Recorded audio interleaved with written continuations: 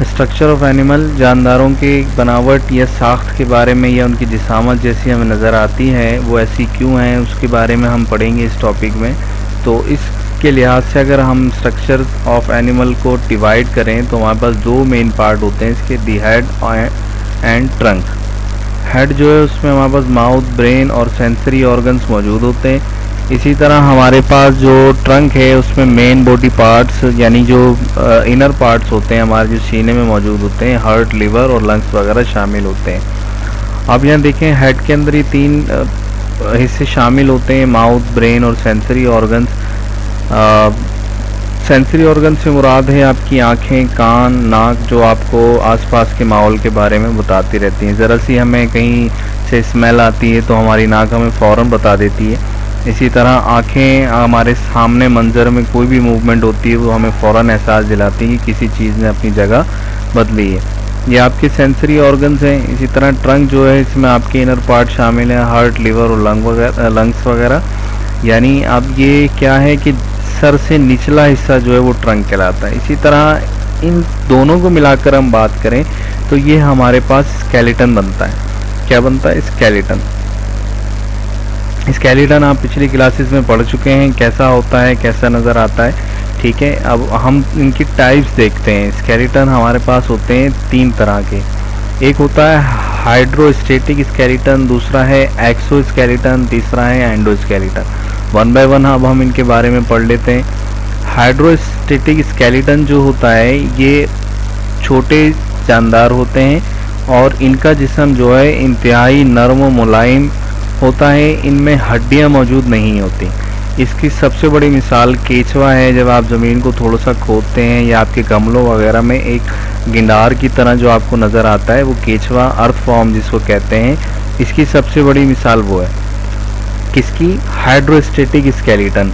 क्योंकि इस तरह के जानदार जो होते हैं उनमें हमें हड्डी नज़र नहीं आती, उनके स्केलेटन में हड्डी मौजूद नहीं होती। अच्छा, अब सवाल यहाँ ये बनता है कि जब उनके जिस्म में हड्डी मौजूद नहीं होती तो वो मूवमेंट कैसे करते हैं? तो वो अपने टिश्यूज़ की मदद से मूवमेंट करते हैं जो कि भरे होते हैं ख़ास किस्म के लिक्विड से। ख़ास किस्म के लिक्विड से भरे होते हैं और वही टिश्यूज़ इनको क्या है हरकत करने में मदद देते हैं। जैसे आप डायग्राम में देख रहे हैं, यहाँ आपके पास अर्थ फॉर्म है, इसमें कोई हड्डी मौजूद नहीं होती। ये अपने सेल्स जो भरे हुए होते हैं एक लिक्विड से, उसकी मदद से हरकत करता है। इसी तरह जेलीफिश इसकी जो दूसरी मिसाल है। तो हाइड्रोस्टेटिक स्केलेटन ऐसे स्केलेटन्स होते हैं, ऐसे जानदार होते हैं जिनमें हड्डियां मौजूद नहीं होती। इनका जिस्म गोल बेज़वी शक्ल का होता है और ये अपने सेल्स की मदद से मूवमेंट करते हैं और इनके सेल्स में एक ख़ास किस्म का लिक्विड भरा होता है। अब हम बात करेंगे नंबर 2, एक्सोस्केलेटन। एक्सोस्केलेटन कुछ ऐसे जानदार होते हैं जिनमें रीढ़ की हड्डी मौजूद नहीं होती। यानी इनका जिस्म बानिस्बत हाइड्रोस्टेटिक स्केलेटन के कुछ सख्त होता है मगर फिर भी इनमें रीढ़ की हड्डी मौजूद नहीं होती। तो ये भी क्या है हमारे पास एक्सोस्केलेटन की मिसाल आप नीचे देख सकते हैं। लाल बेग और आंट, चींटी वगैरह जो है इसकी मिसालों में शामिल है।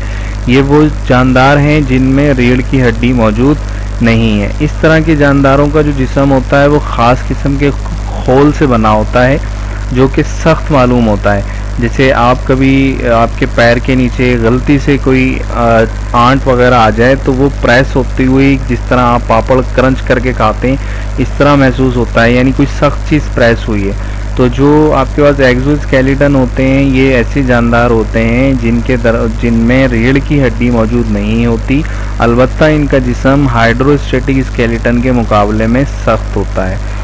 अच्छा, यहाँ काबिल गौर बात यह है कि एक्सोस्केलेटन के जो जानदार होते हैं ये वक्त के साथ साथ बड़े तो हो रहे होते हैं लेकिन इनका जो जिस्म है वो इनके साथ नहीं बढ़ रहा होता। ये एक झिल्ली की तरह उसको उतारते चले जाते हैं और फिर इनके नए जिस्म पे नया खोल आता चला जाता है। जैसे आपने अपने बड़ों से सुना होगा कि सांप अपनी झिल्ली उतारता है, वो भी इसकी मिसाल है। तो लाल बेग वगैरह भी यही काम करते हैं कि वो अपने पुराने पर गिरा देते हैं और फिर उनमें नए निकलते हैं। इस सारे प्रोसेस को हम मोल्टिंग कहते हैं। और तो अब हमने दो चीज़ें देख ली, हाइड्रोस्टेटिक स्केलेटन देख लिया, ऐसा स्केलेटन जो जिसमें हड्डी का वजूद ही नहीं होता और वो बहुत ही नर्म जिस्म पर मुश्तमिल होते हैं। ऐसे जानदार हाइड्रोस्टेटिक स्केलेटन के मालिक होते हैं। उसकी मिसाल जेलीफिश या अर्थवॉर्म वगैरह है।